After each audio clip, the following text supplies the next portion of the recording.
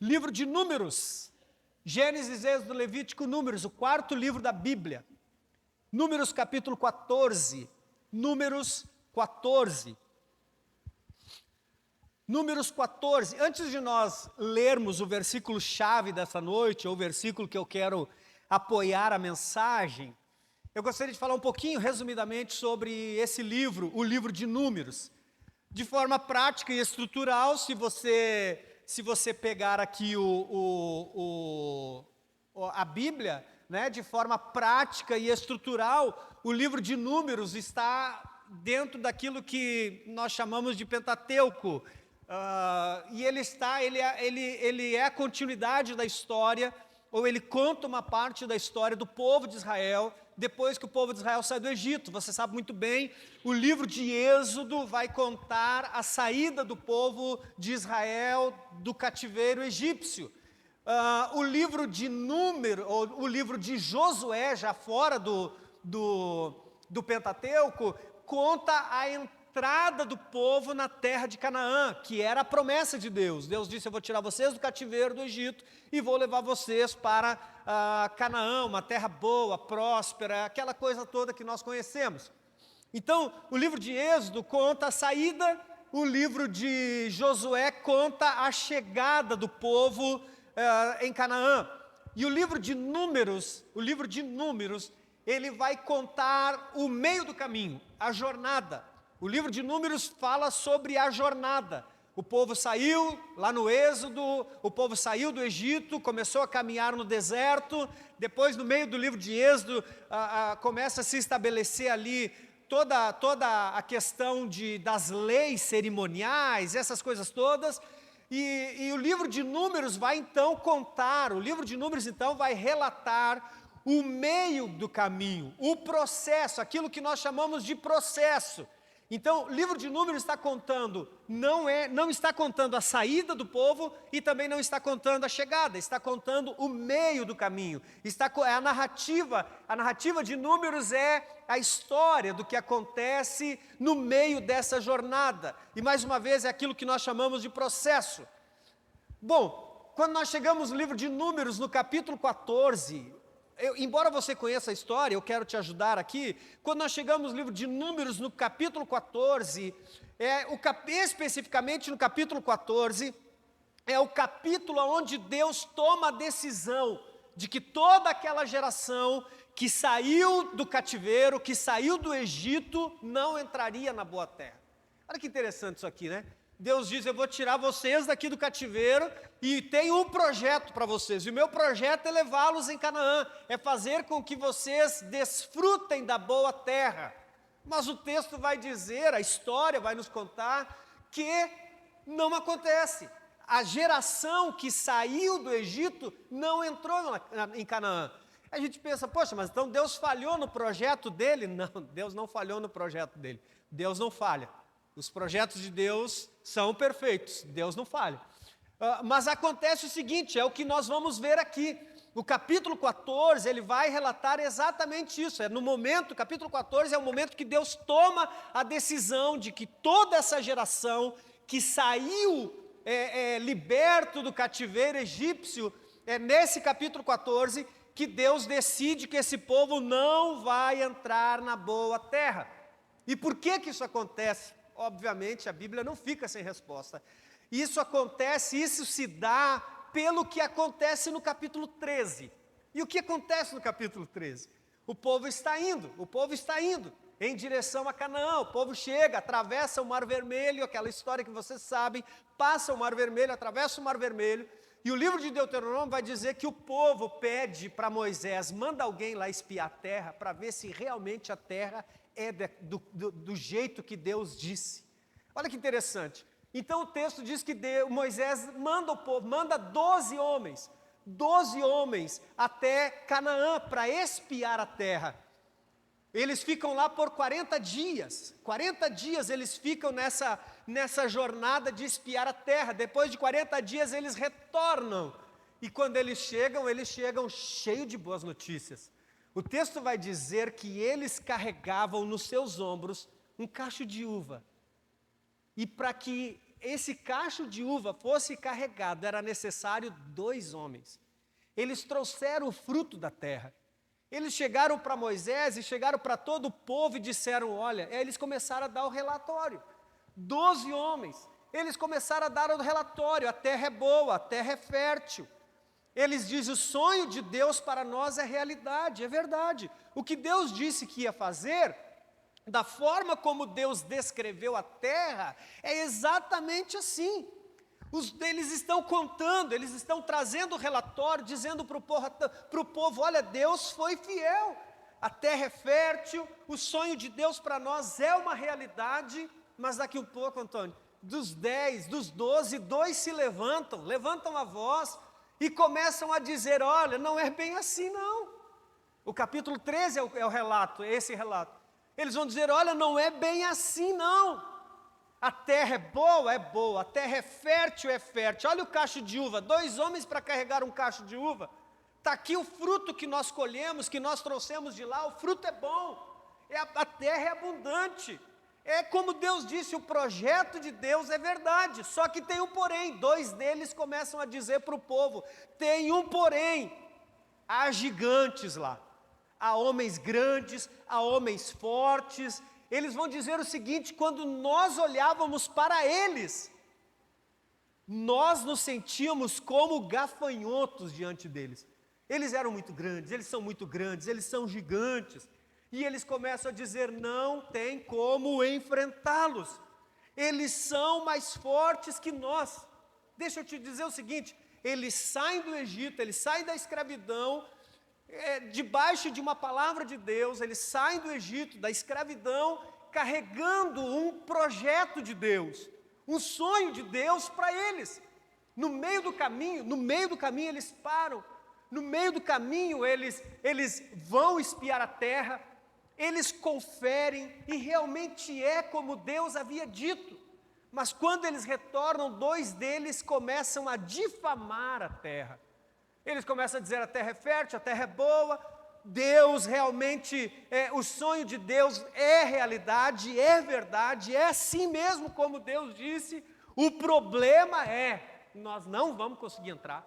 O problema é que nós não vamos conseguir vencê-los, eles são mais fortes do que nós. Entenda isso. O problema não estava no sonho de Deus, o problema estava no coração deles. O problema não estava no sonho de Deus, o sonho de Deus era verdade, o sonho de Deus era uma realidade, o projeto de Deus era uma realidade. Sabe, a gente vai para a Bíblia, a gente lê a Bíblia, a gente vê um monte de promessas, nós estamos lendo durante esse ano as promessas de Deus. Se eu perguntar aqui, todos nós vamos levantar a mão e dizer que acreditamos nas promessas de Deus. Esse povo também acreditava, esse povo saiu do Egito em direção a uma promessa, a receber, a tomar posse de uma promessa. O problema não estava no sonho de Deus, o problema não estava no projeto de Deus, o problema estava no coração deles. E mais uma vez, muitas vezes nós somos assim, nós estamos na igreja, nós ouvimos a palavra de Deus, depois colocamos a Bíblia embaixo do braço, vamos para casa dizendo, muito bonito o que o pastor falou, muito bonito o que eu ouvi lá, mas não acontece comigo. Mas não aconteceu comigo, mas até agora nada. Então muitas vezes nós estamos agindo exatamente como esse povo. Nós acreditamos até mesmo que é uma verdade, o sonho de Deus é uma realidade, e a gente então precisa parar para fazer uma análise. Onde está o problema? O problema está em Deus? Será que o problema está em Deus? A gente olha para as pessoas ao lado, a gente olha para as pessoas e a gente diz, por que ele parece que é mais abençoado? Por que ele ou ela, por que para ele ou para ela parece que as coisas acontecem e para mim não? Por que parece que para ele ou para ela as coisas dão certo e para mim não? Deixa eu te perguntar, o problema será que está em Deus? Ou o problema está em nós? Ou o problema está no nosso coração? Veja só, Deus disse, a terra é fértil. Eles foram lá, a terra era fértil. Eles disseram, a terra é abundante. Eles foram lá e comprovaram com os seus olhos. Só que eles olharam para a circunstância, olharam para os homens, olharam para os gigantes, olharam para os problemas, olharam para as situações, e eles fizeram com que ao olhar para os problemas, ao olhar para os gigantes, para aquelas situações que eles consideraram maiores do que eles perderam exatamente a visão do sonho de Deus. Deixa eu te dizer, Deus é fiel na sua palavra. Deus é fiel nas suas promessas. O grande problema é que muitas das vezes, muitas das vezes nós não resolvemos o nosso interior. A gente fica discutindo com Deus e brigando com Deus e dizendo, mas como assim? Por que as coisas não acontecem? Por que não dá certo? Deus continua fiel. A palavra de Deus é a verdade. A palavra de Deus e o Deus da palavra é fiel. O livro de Deuteronômio vai dizer que Deus não é homem para mentir, porque o homem mente. Deus não é homem para mentir e nem filho do homem para se arrepender, porque o homem se arrepende. Deus não. Deus não. Ele disse, olha, Jesus disse, eu vim para que tenham vida e vida em abundância. E a gente fica reclamando, batendo o pé, chutando a parede, dizendo, por que eu não vivo essa vida de abundância? Por que os meus sonhos não se realizam? Por que as coisas parecem que não dão certo para mim? Aí hoje é noite de reflexão. O problema está no sonho de Deus, no projeto de Deus, ou o problema está no nosso coração? Por que você acha que Deus pode ser fiel na vida do Alessandro e não pode ser na sua? Por que você acha que Deus tem prazer em abençoar o irmão que está do teu lado, mas não tem prazer em abençoar você? De onde nós tiramos essa ideia? De que Deus tem filhos prediletos, Deus tem filhos preferidos. Não, aquele ali, não, aquele ali, não. Olha, Deus tem prazer em abençoá-lo, mas a mim Deus não tem prazer em abençoar. Deixa eu te perguntar, o problema está nos sonhos de Deus ou o problema está no nosso coração? Eles foram lá e provaram a fidelidade de Deus.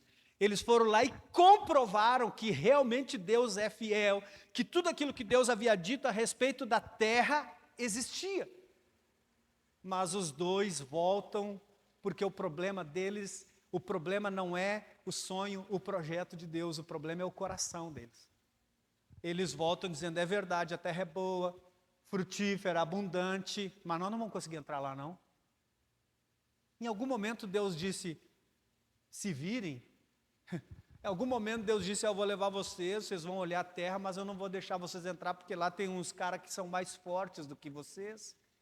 Em nenhum momento Deus disse isso. O problema não estava no sonho de Deus, o problema estava no coração. E aqueles dois espias, o capítulo 13, vai dizer que aqueles dois espias então começam a espalhar um relatório negativo. Eles começam a dizer, não vai dar, nós não vamos conseguir, nós vamos ser derrotados, aqueles gigantes vão acabar conosco. E qual foi a reação do povo? O capítulo 14 vai falar qual foi a reação do povo. Versículo 1 ao versículo 4, ele vai dizer então, toda a comunidade, depois de ouvir o relatório negativo, olha para quem está do seu lado e diga, toma cuidado com os relatórios negativos. Você consegue entender isso? Olha, depois deles ouvirem o relatório negativo, o texto vai dizer, então, toda a comunidade começou a chorar em voz alta. E continuou em prantos a noite toda. Alguém aqui já chorou a noite inteira? A noite toda? Já. Aqui tem gente que já. Olha o que o texto está dizendo. Eles só não começaram a chorar em voz alta. Talvez o teu choro a noite toda foi no travesseiro. Só você e o travesseiro ouviram. Mas o texto vai dizer, toda a comunidade começou a chorar em voz alta. E continuou em prantos a noite toda. Versículo 2 vai, suas vozes se elevaram. Olha, primeiro eles choram, eles pranteiam a noite inteira. E daqui a pouco eles começam a reclamar. Eles acham uma força interior para reclamar. Sabe, irmão, deixa eu te dizer, coisa ruim. Já viu que parece que às vezes a gente não tem força para começar uma dieta, mas tem uma força para reclamar da vida? Porque a coisa ruim parece que potencializa dentro de nós. Já viu pessoa dizer assim, Toninho, olha, nossa, coisa boa, eu comprei essa camisa vermelha, e ele veio se alegrar com a tua camisa vermelha e dizer, mas eu comprei uma amarela. Porque ele não é capaz de dizer, poxa, que bacana. Ele tem que dizer que a dele é amarela para dizer que talvez a dele é melhor que a sua. A cor amarela é melhor. Sabe, coisas negativas vão te sugando, você vai dizendo, caraca, meu. Você vai dizendo, meu Deus, onde vai dar isso tudo? E é exatamente isso que acontece. Você imagina que eles choraram a noite inteira, irmãos. O texto diz que eles choraram a noite inteira, e eu não posso dizer, não, talvez uma forma figurada. O texto diz que eles clamaram, choraram em alta voz e prantearam a noite inteira. E no meio dessa choradeira, no meio desse pranto, ou talvez quando amanheceu, eles ainda encontraram força para gritar. O texto diz, suas vozes se elevaram em grande protesto contra Moisés e Arão. E o que eles diziam? Se ao menos tivéssemos morrido no Egito, de onde eles haviam vivido como escravos. Meu Deus, como o ser humano é. Olha só, se ao menos tivesse morrido no Egito, ou mesmo aqui no deserto, diziam, porque o Senhor está nos levando para esta terra só para morrermos em combate? A cabeça dos caras, está vendo que o problema é o coração? Eles tinham uma palavra de Deus, eles diziam que confiavam em Deus, não é diferente muito de nós não, gente. A gente vem para a igreja domingo, quinta, sexta, agora essa semana, dizendo que acredita em Deus, confia em Deus. Quantas vezes você já dobrou os joelhos para orar e quando levantou com uma vontade de desistir? Se não aconteceu com você, um dia vai acontecer, porque comigo já aconteceu. Você diz, mas como assim? Acabei de orar? Como assim? Eu fui para a igreja. Como assim? Eu acabei de ler a Bíblia. E ainda estou triste, angustiado. E o texto vai dizer que eles começam dizendo, porque o Senhor está nos levando nessa terra para morrermos em combate. Nossas esposas e crianças serão capturadas como prisioneiros de guerra. Não seria melhor, tudo conjectura. Tudo conjectura. Está só no campo da imaginação. Sim, nós vamos para lá, nossas mulheres vão ser escravas, nossos filhos vão morrer, nós não sei o quê, tudo na cabeça. Por quê? Porque o coração está doente. E o texto continua, não seria melhor voltarmos para o Egito? E o texto vai, e disseram uns aos outros, vamos escolher um novo líder e voltar para o Egito. 12 homens foram espiar a terra, 2 voltaram dizendo, vai dar ruim. E o povo ouviu quem? Ao invés de ouvir os 10 que disseram vai dar bom, eles ouviram os 2 que disseram vai dar ruim. Ô inclinação essa do ser humano, hein? O ser humano tem uma inclinação, porque se ele está ouvindo coisa boa, parece que não está bom, ele precisa ouvir uma tragédia, porque aí ele tem conversa. Se ouviu da última, coisa boa o povo não comenta. Uma coisa ruim, meu Deus. Tem gente assim, deixa eu abrir o Facebook para ver o que o De Paula News está falando. Deixa eu ver qual é o problema de hoje. Porque da mídia, problema da mídia. Se você põe 2 pessoas sentadas, elas não conversam, ficam em silêncio, olhando uma para a outra. Mas daqui a pouco a outra diz assim, você viu fulano? Pois é, eu já ia te falar, e a conversa vai embora. Olha o que está acontecendo com esse povo. Bastou 2 dizerem, não vai dar. E os 10 diziam, vai dar. E eles diziam, não vai dar. O povo começa a chorar, o povo começa a murmurar, o povo começa a questionar o projeto de Deus, o povo cogita voltar ao Egito, não porque o Egito era bom, mas porque o futuro exigia fé. Sabe por que tem muita gente que não quer ir para o futuro? Não dizendo que não quer acordar amanhã, não é sobre isso. Mas sabe por que muita gente tem coragem de fazer um projeto de vida, de fazer um pedido de oração, de se desafiar nessas áreas da sua vida? Ele já pensa assim, mas até hoje não deu certo. Eu já tinha prometido que eu ia começar uma dieta, não comecei. Não adianta. Eu já tinha prometido que eu ia ser fiel nos meus dízimos e minhas ofertas, não adianta. Não fui, não adianta. Já viu como que é o ser humano? Ele prefere voltar ao estágio, ele prefere voltar um passo atrás do que cogitar ir para o futuro, porque o futuro exige fé. Você pensa assim, ó, mas eu só vou escrever aqui. Se você entender dessa forma, você só vai escrever. Mas se você escrever e se desafiar durante os 365 dias do ano a olhar para isso aqui e dizer o que eu preciso fazer para que o meu projeto de vida na área financeira aconteça. Eu sempre falo aqui, né? Aquele velho ditado, guardar dinheiro para quê? Eu não sei se eu vou estar vivo amanhã. Estar vivo hoje e sem dinheiro. Por causa do pensamento de ontem. Porque é falta de projeto. Nós achamos que nós vivemos hoje já querendo morrer amanhã. Não no sentido de desejar, mas dizendo, vou viver hoje. Aí o povo não diz, viva hoje porque amanhã a Deus pertence. Glória a Deus que amanhã a Deus pertence, né?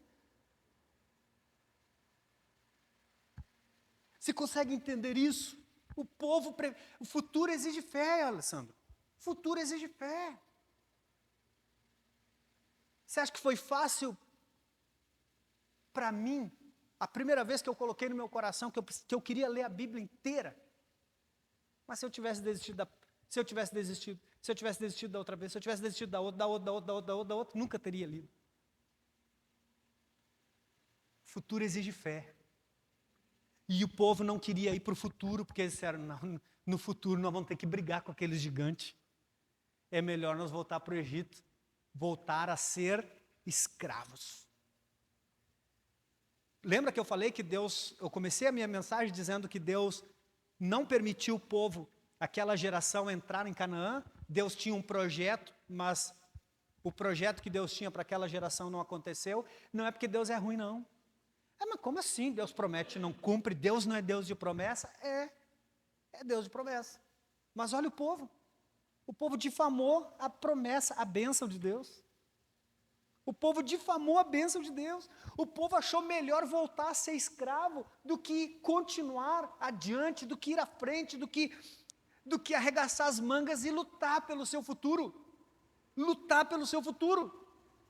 Olha o que diz o versículo 11 e 12. Qual foi a resposta de Deus? Olha aqui. E o Senhor disse a Moisés, até quando este povo me tratará com desprezo? Será que nunca confiarão em mim, mesmo depois de todos os sinais que realizei entre eles? Meu Deus. O povo já tinha visto o mar se abrir e eles passaram em terra seca. O povo estava com fome, acordava de manhã. O orvalho fazia com que o pão, quando eles acordassem pela manhã, tinha pão no quintal da casa. Deus fez com que uma revoada de pássaros voasse na altura da cabeça das pessoas. Eles só estendiam a mão, depenavam,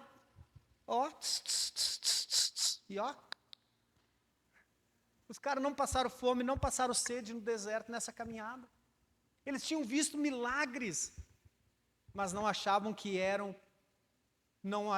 podiam confiar em Deus suficientemente para entrar na promessa que Deus havia lhes dado. Então Deus diz, até quando vocês vão me desprezar?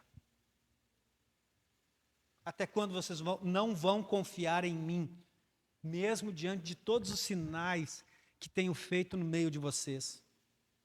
Aí o versículo 12 ele diz, eu os deserdarei e os destruirei com uma praga. E aí Moisés vai, dobra o joelho e fala, Deus, não faz isso. Por favor, não, se você destruir esse povo, os outros povos vão dizer, olha aí, Deus tirou eles do Egito, não teve condições de levar eles a Canaã, matou todo mundo. E Moisés diz, não, Deus não faz isso, por favor, não faz isso. Aí olha o que diz o versículo 20.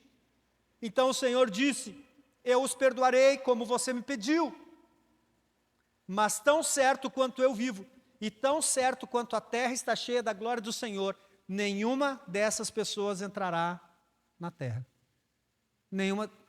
Misericórdia, né? Nenhuma dessas pessoas entrará na terra que eu havia prometido. Todas elas viram a minha presença gloriosa e os sinais que realizei no Egito e no deserto. Repetidamente, porém, me puseram à prova, recusando-se a ouvir a minha voz. Meu Deus do céu. Jamais verão a terra que eu jurei dar a seus antepassados. Nenhum daqueles que me trataram com desprezo a verá.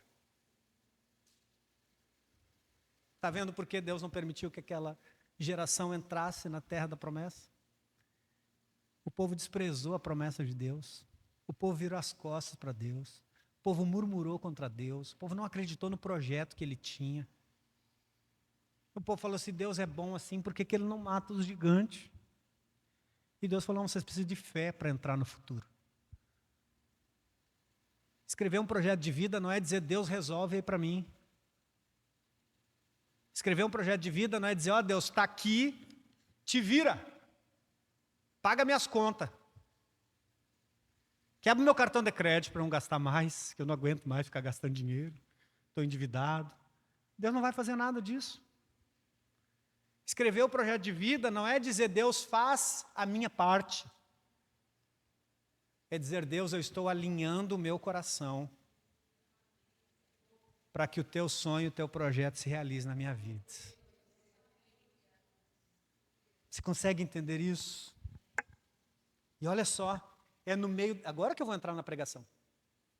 É só a introdução. É no meio desse colapso espiritual que Deus intervém e faz uma declaração poderosa. Olha o que diz o versículo 24. Porém, lembra que ele falou? Lembra que ele falou aqui? Vocês não vão entrar, esse povo não vai entrar, porque esse povo não ouviu a minha voz, esse povo virou as costas, me desprezou. E aí Deus diz, depois de Deus dizer tudo que o povo estava fazendo, a forma como eles o estavam entristecendo, aí ele faz o contraponto. Olha o contraponto. Porém, o meu servo Calebe, visto que nele houve outro espírito, e perseverou em seguir-me, eu o farei entrar na terra que espiou, e a sua descendência a possuirá. De toda aquela geração, mais de 2 milhões de pessoas que saíram do Egito, quem tinha 20 anos para cima, só Josué e Calebe entraram na terra prometida. Por quê? Porque eles eram um daqueles 12 que foram. E eles eram aqueles que disseram, não, vai dar certo. Vai dar certo. Eu falei 2, desculpa, eu falei que 2 tinham relatório negativo. Não, 10 tinham relatório negativo e 2 tinham relatório positivo. Eram 10 dizendo, nós não vamos conseguir. Agora que me veio aqui, ó. E 2, Josué e Calebe, diziam, vamos conseguir sim. Então Deus diz, Josué e Calebe, vocês 2, os únicos dessa geração que vão entrar na terra da promessa. E ele diz, mas Calebe é diferente. Ele fala, Calebe tem um esquema a mais. Ele diz, em Calebe há outro espírito. Tem uma outra versão da Bíblia que diz, meu servo Calebe, no entanto, teve uma atitude diferente. Numa outra versão, espírito, um outro espírito ou espírito diferente é uma atitude diferente. Presta atenção, o mesmo deserto, Calebe e Josué estavam no mesmo deserto que todos. Todos tinham a mesma promessa, todos tinham o mesmo Deus. A diferença foi o espírito. Lembra que eu falei no começo, o problema não estava no sonho de Deus, o problema estava no coração daquele povo. O coração daqueles 10 e de toda aquela multidão se inclinou para o desânimo, para a murmuração, para a reclamação, para a desordem. O coração de Calebe ficou firme na promessa de Deus. Você consegue entender? A diferença está no espírito. Calebe não teve um sonho diferente, Calebe teve uma atitude diferente. Olha para quem está do seu lado, sem conversar, só olhe. E veja se ele está com atitude diferente. Ou está com aquela atitude assim, ai meu Deus, será que vai dar certo? Ou ele está com uma atitude diferente, um espírito diferente. Você olha e diz assim, está com cara de que 2026 vai ser diferente. olha aqui, irmãos. Esse texto aqui, ele vai nos dizer o seguinte: não é o sonho que define o nosso futuro. É o espírito, é a atitude com o qual respondemos a esse sonho. Não, vocês não entenderam? Não. Me ajuda aí, gente. Você consegue entender? Não é o sonho. Lembra que o sonho de Deus era levar o povo lá para Canaã. Mas a atitude do povo foi diferente da atitude de Caleb. Enquanto todo mundo estava desanimado, Caleb dizia, nós vamos conseguir. Enquanto todo mundo dizia, não vai dar certo, Caleb dizia, vai dar certo. Enquanto o povo dizia, nós vamos morrer, Caleb dizia, nós vamos viver. Enquanto o povo dizia, nós vamos perder, Caleb dizia, nós vamos vencer.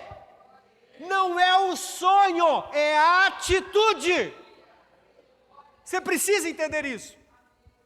Você vem para a igreja e você ouve a palavra de Deus e você entende que a palavra de Deus tem promessa para a tua vida. Tem gente que sai daqui dizendo, eu recebo. Tem gente que sai daqui dizendo, eu vou viver esse negócio aí, vai dar certo. Tem gente que sai daqui dizendo, será? Depende, né? É porque não é o meu, não está no meu, como é que é? Não está no meu lugar. Para o pastor é fácil, ele não está no meu lugar. Não é o sonho, é a atitude. Não é o sonho, é a atitude, é a forma como você responde a esse sonho. Veja que Deus não elogia, meu servo Caleb foi um homem forte, por isso ele conseguiu. Ele não elogia a força, ele não elogia a experiência, mas ele declara, houve outro espírito em Caleb. Deixa eu te falar, projeto de vida não é apenas sobre o que vamos escrever, mas sobre o espírito com o qual vamos caminhar em 2026. Você pode escrever aqui na igreja, trazer as 3 noites, orar e depois nem lembrar mais. É sobre como nós vamos caminhar. Qual é o espírito que nós vamos caminhar? Que espírito diferente é esse que Caleb tinha? Quais são as características? Eu vou falar rapidinho. Primeira característica de um espírito diferente. O espírito diferente permanece quando todo mundo recua. O espírito diferente permanece quando a maioria recua. Preste atenção. Por que Caleb tinha esse espírito diferente? Porque quando todo mundo vazou, Caleb continua. Caleb não seguia a multidão. Caleb seguia o sonho de Deus. Entenda que haverá momentos em que as pessoas vão desacreditar de você e do teu sonho. Entenda que existirão momentos que as circunstâncias vão mudar. Você acorda um dia, parece que o sol vai tudo dar certo. Aquele sol de Corumbá. Vai tudo dar certo. No outro dia você acorda, você olha e diz, não vai dar certo. Preste atenção. Haverá momentos que as circunstâncias vão mudar. Haverá momentos que a maioria das pessoas que dizem acreditar em você e no teu sonho, elas vão recuar, elas vão olhar e elas vão inclusive dizer para você, larga a mão disso. Está distante demais para você. Larga a mão disso, é muito difícil. Projeto de vida exige coragem para permanecer quando seria mais fácil desistir. Quer saber de uma coisa? Eu coloquei no meu projeto de vida 2026 que eu ia... mas quer saber de uma coisa? Larga a mão. É muito difícil. Quem tem um espírito diferente permanece. Quando ele olha e diz assim, Ei, quem disse que está comigo aqui? Cadê? Ele permanece mesmo quando a maioria recua. Segundo, o espírito diferente confia mais no que Deus disse do que no que os olhos veem. Ao escrever o seu projeto de vida, você verá realidades assustadoras. Você verá realidades assustadoras. Porque talvez você vai escrever aqui no seu projeto de vida a libertação de um vício em algum familiar, e você vai dizer, é difícil esse negócio aqui. Talvez quando você for escrever o seu pedido, você vá pedir por uma porta, para que uma porta fechada se abra. e você diga, mas no meio da crise, a situação do país do jeito que está, as condições do jeito que estão, você consegue entender? Ao escrever seu projeto de vida, você verá realidades assustadoras que você talvez seja até, inclusive, tentado a não escrever. Porque você vai dizer, isso aqui é muito difícil. Você vai ver uma realidade assustadora quando você chegar no projeto de vida para crescimento espiritual. E você vai dizer, meu Deus, eu tenho que colocar aqui que eu preciso orar mais. Realidade assustadora. Quando você tiver que colocar o nome de pessoas aqui pelas quais você vai orar em 2026 e evangelizar para que elas sejam encontradas por Cristo. E talvez você diga, não, eu não vou colocar o nome desse porque esse é impossível. Quando você for escrever seu projeto de vida, você encontrará realidades assustadoras. Talvez na hora que você for escrever seu crescimento espiritual, você vai dizer, como que eu vou pedir crescimento espiritual depois de anos de estagnação?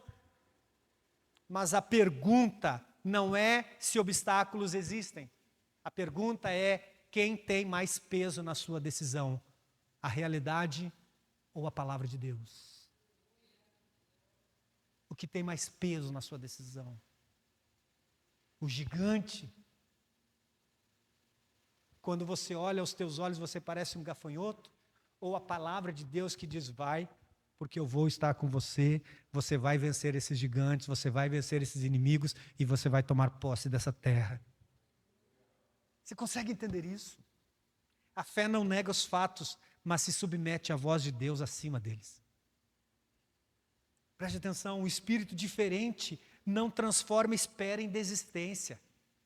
Tem muita gente, irmão, muita gente, que já abandonou projetos de vida, sonhos que tinham no seu coração, porque transformou a espera na desistência, falou, é muito tempo. E abandonou.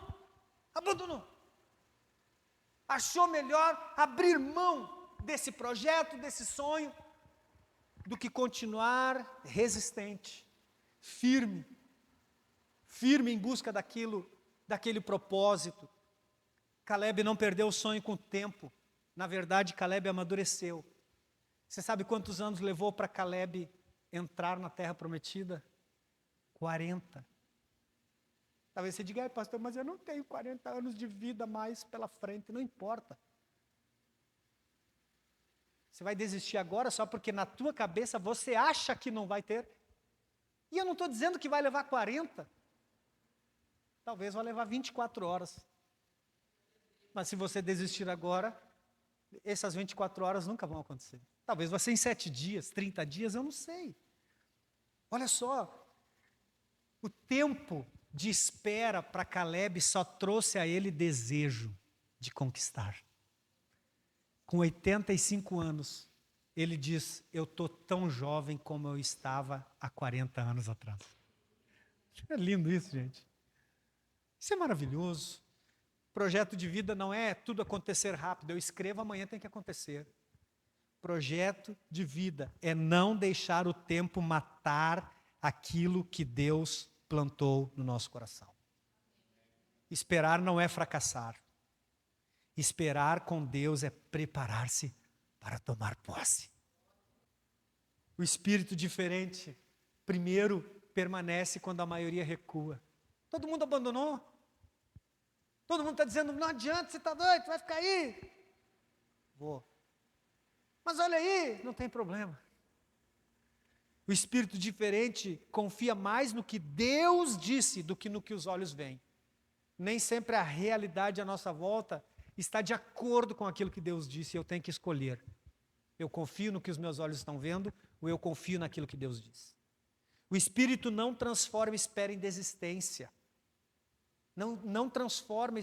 Quem tem um espírito diferente vê a espera como um treinamento para que quando o tempo chegar, o desfrute seja maior e melhor.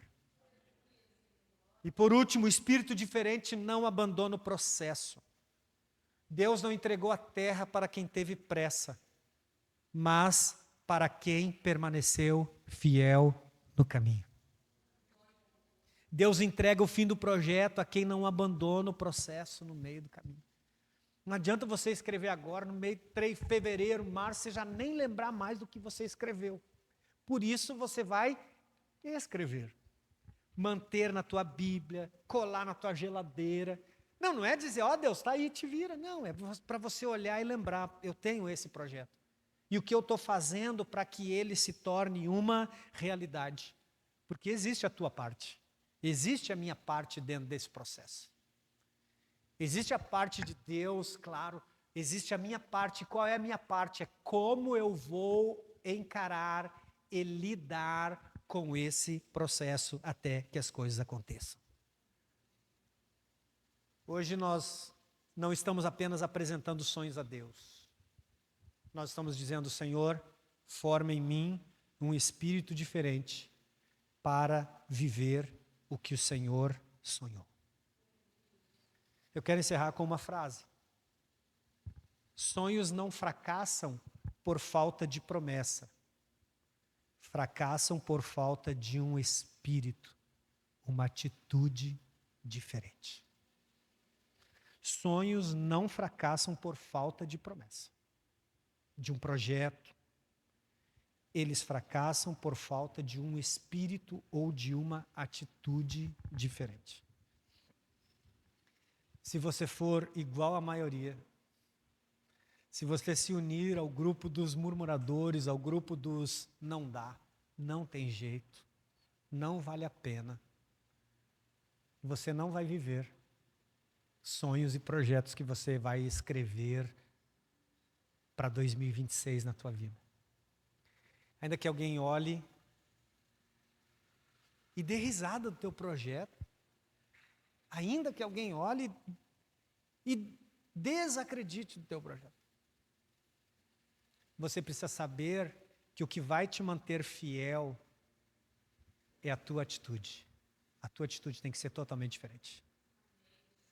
Quero que você fique de pé.